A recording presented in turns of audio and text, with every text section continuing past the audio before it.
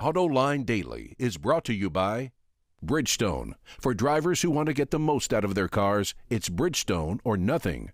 Dow Automotive Systems, improving durability and increasing design flexibility with Betamate structural adhesives at dowbetamate.com. And by Hyundai. Experience the 2011 Hyundai Sonata today at HyundaiSonata.com. This is Autoline Daily for June 16, 2011, and now the news. Car sales have slowed in the American market in the last couple of months, and now J.D. Power is lowering its sales forecast for the entire year, but it's not coming down by much. Power says sales will hit 12.9 million units instead of 13 million. It says it's lowering its forecast mainly due to the production disruptions Japanese automakers are going through. But if the U.S. economy continues to slow and if gasoline prices remain high, Power says it may lower its forecast again. Speaking of sales forecasts, the crystal ball gazers are all over the map when it comes to predicting where sales will be later in this decade. Edmunds.com says sales will hit nearly 16 million in 2015, one of the most conservative forecasts out there. Other forecasting firms believe sales will hit that number a lot sooner. But here's my Autoline insight. Sales in the American market topped 16 million in the past, but that was with massive incentives from the Detroit 3 and with cheap and easy credit from the banks. So to hit that number again without those props is a pretty good sign for the future of the industry, even if it takes a few years to get there. More and more automakers are turning to downsized engines with forced induction and direct fuel injection. This strategy is no fad. It's how the industry is going to meet ever stricter fuel economy regulations. Ford, in particular, is pushing these technologies with its EcoBoost lineup. But GM, Hyundai, Volkswagen, and others are offering engines with similar features. Turbos are really becoming big business, and suppliers are jumping in on the action, especially German suppliers like Continental and Bosch. Wards reports Bosch is partnering with Mahle to build turbos. In 2015, the joint venture expects to sell about 2 million blowers annually. They demonstrated their technology on a Volkswagen Passat with a prototype 3-cylinder engine. It displaces a scant 1.2 liters, but delivers an impressive 210 pound-feet of torque. This is another fad worth mentioning. Automakers are shifting to extremely small engines. Ford's doing it with a 1-liter EcoBoost 3-banger, Fiat with a turbocharged 2-cylinder in the Cinquecento. I think engines like these are going to put a lot of pressure on EVs and hybrids. They're going to deliver terrific fuel economy with low CO2 emissions at much lower cost. Speaking of turbos, Buick fans got a pleasant surprise today when they found that the new Regal GS will not only have the most horsepower per liter in an engine produced by General Motors, it has the most horsepower per liter as measured under the SAE's J1349 test procedure. The 2-liter engine cranks out 270 horsepower and 295 pound-feet of torque, and that translates to 135 horsepower per liter. Now to Japan, where we're seeing the latest collaboration between Nissan and Mazda. In this case, the Nissan La Festa Highway Star. Weird name.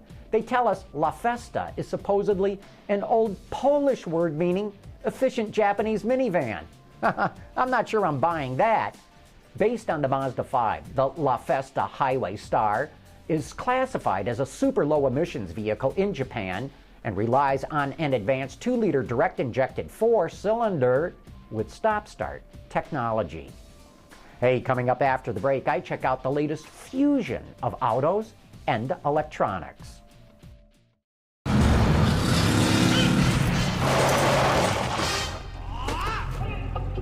I got this one, old man. For drivers who want to get the most out of their cars, it's Bridgestone or nothing. In-vehicle technology is very important these days. Customers want the latest gadgets in their cars. Young buyers in particular are often more and more concerned about megahertz and gigabytes than about horsepower and torque. One vehicle I recently sampled highlights these trends like no other car on the road today. I've been test driving the Hyundai Equus this week, but if you want to know about the car, go check out all the videos that we've already done about it at AutolineDetroit.tv. What I want to show you right now is something that no other luxury car comes with. Get into any luxury car, pop open the glove box, and you'll find this nice leather-bound container with a veritable library worth of owner's manuals in it, and in this case, the Equus name embossed on the container. However, what this car also comes with is a nice leather-wrapped container with the Equus name embossed on it, but in this case, it comes with an iPad.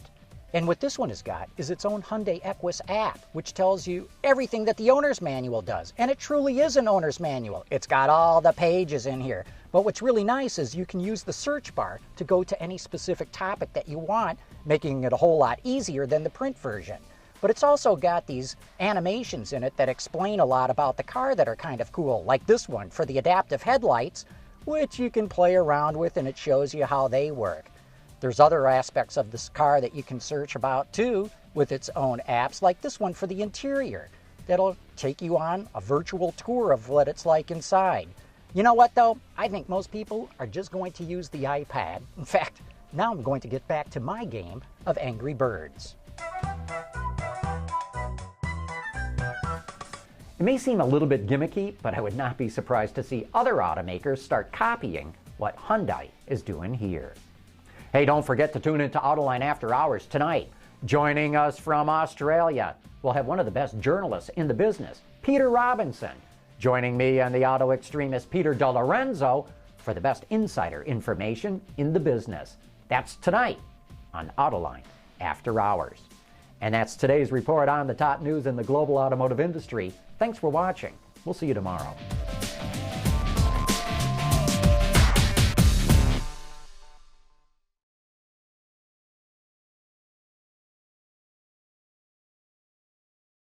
Hey, America, I'm hitting the road for some research. I'm starting in California, stopping in Asia, and wrapping up in Europe, before heading back to Detroit for the first ever Autoline After Hours Fantasy Automotive Draft. For all the details, check our website, AutolineDetroit.tv, and join us there Thursday, June 30th at 7 p.m. Eastern as we draft our automotive super teams. You can keep a secret, my first round draft choices.